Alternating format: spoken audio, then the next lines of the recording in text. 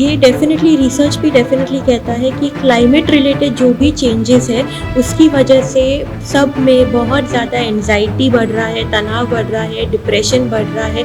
तो डेफ़िनेटली ये एक बहुत बड़ा फैक्टर है जो अभी हमारे मेंटल हेल्थ पे बहुत असर कर रहा है। चिड़चिड़ापन रहता है, गुस्सा हो सकता है, राइट? तो डेफ़िनेटली ये एक बहुत कॉमन इश्यू हो रहा है बाढ़ की वजह से। डेफ़िनेटली हमें भी बहुत बुरा एक्सपीरियंस था। लास्ट ईयर जब बाढ़ आई थी, मेरी बच्ची सिर्फ 6 महीने की थी। जैसे लास्ट टाइम नुकसान हुआ, ये साल भी नुकसान नहीं हो। और सिर्फ नुकसान की बात नहीं है, पर वो जो ट्रॉमा रहता है कि किसी और के घर 4-5 दिन आप रहो, आप वही सोच सकते हैं कि जैसे आपने करेक्ट बताया कि अगर वो लो लाइंग एरिया में रहते हैं तो वो बहुत ही एंजाइटी से गुजर रहे होंगे। जो स्पेशली जो जैसे पुलिस है, फायर ब्रिगेड है, जो ये बहुत नज़दीक से ऐसे सिचुएशन देखते हैं बार बार, वो थोड़े से ज़्यादा रिस्क पे होते हैं। पीटीएसडी का मतलब है पोस्ट ट्रॉमेटिक स्ट्रेस डिसऑर्डर। नमस्कार, आप देख रहे हैं यूटीसी न्यूज़। यूटीसी न्यूज़ में आज हम वडोदरा शहर के उस मुद्दे पर चर्चा करेंगे जो मुद्दा इस समय काफ़ी चर्चा में है। वो है बाढ़। और बाढ़ के दौरान जो लोगों की मनोदशा बदलती है या हमने जिन लोगों से बात की है उनका कहना है कि वो डिप्रेशन में चले जा रहे हैं, पानी भर जाएगा, पानी आ जाएगा। तो ये जो सब विषय हैं इसको लेकर आज हम आ गए हैं महाराजा सयाजीराव यूनिवर्सिटी की साइकोलॉजिकल फैकल्टी में। और यहाँ पर हमारे साथ हैं प्रोफेसर परीक्षा। मैडम, जिस तरह से मैं बात किया कि हम लोग अभी तो बाढ़ पे चर्चा कर रहे हैं, लेकिन इस बाढ़ की चर्चा के दौरान जिस तरह से लोगों ने हमें कहा कि आर्थिक नुकसान तो क्या, हमें मानसिक नुकसान हो रहा है। आप इस चीज़ के प्रोफेसर हो, ऐसी कुछ घटनाएं आपके सामने आ रही हैं? थैंक यू, ये बहुत ही इम्पोर्टेंट विषय को फॉरफ्रंट में लाने के लिए। डेफिनेटली क्लाइमेट रिलेटेड जो भी चेंजेस होती है, वो क्लाइमेट रिलेटेड चेंजेस, एंजाइटी जो हम कहते हैं, तनाव जो हम कहते हैं, वो वास्तविक में बहुत ही रियल प्रॉब्लम है, साइकोलॉजिकल इश्यू है। अब इसके बारे में, उसके लक्षण के बारे में हम थोड़े बात करते हैं। तो सबसे पहला होगा कि घबराहट, बहुत ज़्यादा घबराहट। जैसे क्या होगा, फियर ऑफ द फ्यूचर, तो फ्यूचर के बारे में सोचना, राइट। फिर दूसरा चीज़ होता है चिड़चिड़ापन, इरिटेबिलिटी जिसे हम कहते हैं। और जो लोगों को ये साइकोलॉजिकल प्रॉब्लम है उनमें काफ़ी सारे शारीरिक चेंजेस भी आ सकते हैं, जैसे भूख कम लगना या नींद नहीं आना। नींद क्यों नहीं आना? क्योंकि वो बार बार चिंता में है, सोचते रहते हैं। एपिटाइट उनका खाने का बहुत कम हो जाता है, चिड़चिड़ापन रहता है, गुस्सा हो सकता है, राइट। तो डेफिनेटली ये एक बहुत कॉमन इश्यू हो रहा है बाढ़ की वजह से। पर ये हमें समझना है कि कौन ज़्यादा रिस्क पे है, रिस्क फैक्टर किसको ज़्यादा होता है। तो रिस्क फैक्टर उसको ज़्यादा होता है जिसको पहले से एंजाइटी है, जो पहले से थोड़ा एंग्शियस है, घबराहट ज़्यादा होता है, वो ज़्यादा रिस्क पे है। दूसरा छोटे बच्चे हैं, एल्डरली है, जो ज़्यादा वल्नरेबल है। तीसरा है जो पास्ट में जिनको ऑलरेडी बहुत बुरा एक्सपीरियंस हुआ था, जैसे लास्ट ईयर जो फ्लड आया, जो बहुत ही बुरे वक्त से गुजरे हैं वो फ्लड में, वो ज़्यादा रिस्क में है। ये साल एंजाइटी उनका और हाई हो सकता है। और चौथा है जो बहुत ही लो लाइंग एरियाज़ में रहते हैं, वो भी डेफिनेटली बहुत घबरा जाएंगे। तो ये रिस्क फैक्टर्स हैं। अब हम समझ लेते हैं कि इसके बारे में हमें करना क्या चाहिए। अगर किसी को बाढ़ को लेके तनाव हो रहा है, एंजाइटी हो रहा है, तो सबसे पहले हम, एंजाइटी कैसे कम होती है, अगर आप प्रिपेयर्ड होते हो तो। प्रिपेयर्डनेस बहुत ही इंपॉर्टेंट है। तो सबसे पहले जो इम्पॉर्टेंट है कि आप जितना प्रिपेयर्ड रहेंगे उतना आपका एंजाइटी थोड़ा सा कम रहेगा। तो फॉर एग्जांपल घर में खाना पीना रखना, जैसे दाल चावल हो गया। फिर सेकेंड चीज़ है सब फ्लैश लाइट रखना, टॉर्च चार्ज करके रखना, मोबाइल चार्ज करके रखना। फिर तीसरा आप जो कर सकते हैं वो है कैश रखना, क्योंकि उस टाइम हमने देखा था इंटरनेट वगैरह कुछ नहीं चला। तो ये सब चीज़ें आप प्रिपेयर करके रखेंगे तो आपको समझ में आ जाएगा कि मैं प्रिपेयर्ड हूँ, तो शायद आपका तनाव, घबराहट जो है वो थोड़ा सा कम होगा। दूसरा जो आप कर सकते हैं कि स्क्रोलिंग कम करना, क्योंकि जितना आप स्क्रॉल करोगे, जितना कॉन्स्टेंटली आप अपडेट देखते रहोगे कि ये अच्छा अभी पानी यहाँ तक है, अभी पानी यहाँ तक है, उतना आपका तनाव बढ़ेगा। तो बहुत ही महत्वपूर्ण है कि आप स्क्रॉलिंग कम करें और सिर्फ वेरीफाइड सोर्सेज से स्क्रॉल करें। ऐसा नहीं कि कोई भी व्हाट्सएप ग्रुप में कुछ भी आ गया आप बिलीव करेंगे तो आपका तनाव, एंजाइटी जो है और हाई जाएगा। तो दूसरा इम्पॉर्टेंट चीज़ है कि मोबाइल कम देखना और बहुत ही वेरीफाइड सोर्सेज से ही इंफॉर्मेशन को एक्सेप्ट करना। मैडम, जिस तरह से आप बता रहे हैं, आप भी वडोदरा के ही हैं और पिछले साल का आपने बाढ़ का जिक्र किया। आप कोई अनुभव होंगे आपकी सोसाइटी के आस पड़ोस के, उन लोगों में क्या बदलाव देखा जा रहा है इस बार? क्योंकि बाढ़ आई थी, आपने बताया बहुत ही भयावह थी और वो याद रह जाता है। आपकी कोई ऐसी याद जो आपने किसी में देखा हो और काफ़ी कुछ बदलाव आया हो? यस, डेफिनेटली हमें भी बहुत बुरा एक्सपीरियंस था। लास्ट ईयर जब बाढ़ आई थी, मेरी बच्ची सिर्फ 6 महीने की थी, तो बहुत, और हमारे घर पे बहुत ही लाइट नहीं था, पानी नहीं था 4 दिन के लिए, और सारे नीचे के नेबर्स हमारे घर में आ गए थे और उनका बहुत नुकसान हुआ, फर्नीचर का स्पेशली। तो काफ़ी ये साल भी जो नीचे के नेबर्स हैं उनमें डेफिनेटली बहुत टेंशन है कि जैसे लास्ट टाइम नुकसान हुआ, ये साल भी नुकसान नहीं हो। और सिर्फ नुकसान की बात नहीं है, पर वो जो ट्रॉमा रहता है कि किसी और के घर 4-5 दिन आप रहो, और हमारे घर पे पानी भी नहीं था। तो आप सोच सकते हैं इतने सारे लोग एक घर में, टॉयलेट में, बहुत बुरी हाल थी लास्ट ईयर। तो वी आर सब होप कर रहे हैं कि ये साल डेफिनेटली ऐसी सिचुएशन न आए। अभी मैं आपको थोड़े से टिप्स बताऊंगी कि अगर ये एंजाइटी बहुत बढ़ जाती है तो आप साइकोलॉजिकली उसे कैसे मैनेज कर सकते हैं। तो पहला चीज़ है जो हम कहते हैं बॉक्स ब्रीदिंग। बॉक्स ब्रीदिंग जो होता है वो एंजाइटी कम करने में बहुत हेल्प करता है। बॉक्स ब्रीदिंग बहुत ही सिंपल है। आपको आपके मन में विजुलाइज करना है कि आप एक बॉक्स है, राइट? तो आपको 1 2 3 4 इनहेल, फिर होल्ड 1 2 3 4, फिर एक्सेल 1 2 3 4, होल्ड 1 2 3 4।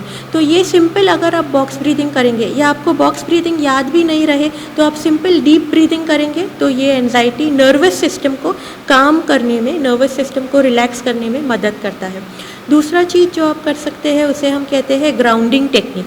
ग्राउंडिंग टेक्निक में आपको क्या करना है, जब भी आपको बहुत ज़्यादा एंजाइटी फील होता है तो आपको ये सोचना है 5 चीज़ें जो मैं देख सकती हूँ। तो ये हमारे नर्वस सिस्टम को ग्राउंड करता है। तो जैसे अगर मैं यहाँ पे हूँ तो मैं सोचूंगी कि ये रूम में 5 चीज़ें जो मैं देख सकती हूँ वो है आप, माइक, चेयर, टेबल, ऐसे हमें सोचना है। फिर 4 चीज़ें जो मैं सुन सकती हूँ, 3 चीज़ें जो मैं टच कर सकती हूँ, 2 चीज़ें जो मैं स्मेल कर सकती हूँ और 1 चीज़ जो मैं टेस्ट कर सकती हूँ। तो इसे हम कहते हैं 5 4 3 2 1 टेक्निक। तो अगर आप ये 5 4 3 2 1 टेक्निक भी करते हैं, वो भी आपके एंजाइटी को थोड़ा कम करती है। और तीसरा बहुत इम्पॉर्टेंट टेक्निक है वो समझना कि किस चीज़ पे मेरा कंट्रोल है और किस चीज़ पे मेरा कंट्रोल नहीं है। तो अगर आप ये सोचेंगे कि मेरा कंट्रोल बाढ़ के ऊपर नहीं है, मैं अकेले या कोई भी बाढ़ को कंट्रोल अभी तक, मतलब मैं अकेले बाढ़ को कंट्रोल नहीं कर सकती, तो अगर आप ऐसा सोचेंगे कि किस चीज़ पे मेरा कंट्रोल है और किस चीज़ पे मेरा कंट्रोल नहीं है, और जिस चीज़ पे आपका कंट्रोल है, जैसे आपका कंट्रोल किस चीज़ पे है, घर में खाना रखना, घर में कैश रखना, घर में आपका टॉर्च बैटरी चार्ज रखना, ये चीज़ पे आपका कंट्रोल है, तो वो चीज़ पे मैं फोकस करूँगी, ना कि जिस चीज़ पे मैं कंट्रोल नहीं कर सकती। तो ये थोड़े से टेक्निक्स हैं। अगर ये टेक्निक्स आपको फिर भी काम नहीं करते तो बहुत सारे साइकोलॉजिकल हेल्पलाइंस हैं जो बिल्कुल फ्री है और जो आपको फ्री में थेरेपी या काउंसलिंग देंगे। जैसे बड़ौदा में फॉर एग्जांपल हमारे डिपार्टमेंट में ही काउंसलिंग सेंटर है, वहाँ पे हम ऑनलाइन काउंसलिंग भी कर सकते हैं। ऑल ओवर इंडिया बहुत सारे हेल्पलाइंस हैं, टेलीमानस हेल्पलाइन है, वांद्रेवाला फाउंडेशन हेल्पलाइन है, ऐसे बहुत सारे हेल्पलाइंस हैं, वहाँ पे भी आप कॉल कर सकते हैं। वहाँ पे आपको फ्री में साइकोलॉजिकल सपोर्ट मिलेगा। मैडम, जिस तरह से अभी आपने बताया कि बाढ़ है उसको हम रोक नहीं सकते हैं, तो भी लोग सोचते रहते हैं क्या होगा, लेकिन हम जब बाढ़ग्रस्त लोगों से मिले अभी तो कुछ लोगों ने ये भी कहा कि एक सोशल भी हमें एक प्रेशर आता है कि लोग बोलते हैं कि आप यहाँ रहते हैं, आपका घर पानी में आ गया। जब हम बाहर जाते लोग हमसे पूछते हैं कि आपके घर में पानी घुस गया, तो हम बाहर जाना भी टाल रहे हैं। तो ऐसे लोगों की जो मनोदशा है इस समय, उसको लेकर क्या कहें? यस, तो इस समय आप वही सोच सकते हैं कि जैसे आपने करेक्ट बताया कि अगर वो लो लाइंग एरिया में रहते हैं तो वो बहुत ही एंजाइटी से गुजर रहे होंगे। Yes definitely. तो मैंने जो टेक्निक्स आपको बताई एंजाइटी मैनेज करने में वो यूज़ कर सकते हैं, और जितना स्क्रॉलिंग वो कम करेंगे उतना बेटर है, क्योंकि अगर आप बार जैसे मैं देख रही हूँ कि मेरे आसपास के लोग भी जो है वो बार बार फ़ोन को चेक करते रहते हैं, अच्छा अभी विश्वामित्री का इतना लेवल है, इतना लेवल है। तो ये अगर आप बार बार करेंगे तो डेफिनेटली एंजाइटी ज़्यादा होगा। तो स्क्रॉलिंग कम करना है और कंटिन्यूसली इसे डिस्कस नहीं करना है, क्योंकि कंटिन्यूसली अगर आप इसके बारे में बात करते रहेंगे तो आप जैसा एक लूप होता है ना, एक साइकिल होता है, तो आपका मन वो साइकिल में ट्रैप हो जाता है। तो वो बेस्ट यही है कि ये सिचुएशन में क्लाइमेट रिलेटेड चेंजेस में जो हम कंट्रोल नहीं कर सकते उसके बारे में अगर हम बार बार सोचेंगे तो हमारा एंजाइटी इंक्रीज ही होगा। तो जो हम कर सकते हैं हमें उसे फोकस करना चाहिए। मैडम आखिरी सवाल एक ये भी है कि जिस तरह से लोगों ने ये भी कहा कि जब बारिश आती है तो आम जो लोग होते हैं वो खुश हो जाते हैं, मौसम अच्छा हो गया, हम पिकनिक मनाएंगे। और बात बड़ौदा की करें खास करके इस समय, तो जैसे ही बारिश आती है तो लोगों को डर आता है कि बाढ़ ना आ जाए, क्योंकि लोगों ने गाड़ियों को डूबते देखा है। तो ये जो माहौल बन जाता है, ये हमारे समाज के लिए कितना आगे चल के या अभी मानसिक रूप से नुकसानदेह हो सकता है? तो ये डेफिनेटली रिसर्च भी डेफिनेटली कहता है कि क्लाइमेट रिलेटेड जो भी चेंजेस है उसकी वजह से सब में बहुत ज़्यादा एंजाइटी बढ़ रहा है, तनाव बढ़ रहा है, डिप्रेशन बढ़ रहा है। तो डेफिनेटली ये एक बहुत बड़ा फैक्टर है जो अभी हमारे मेंटल हेल्थ पे बहुत असर कर रहा है।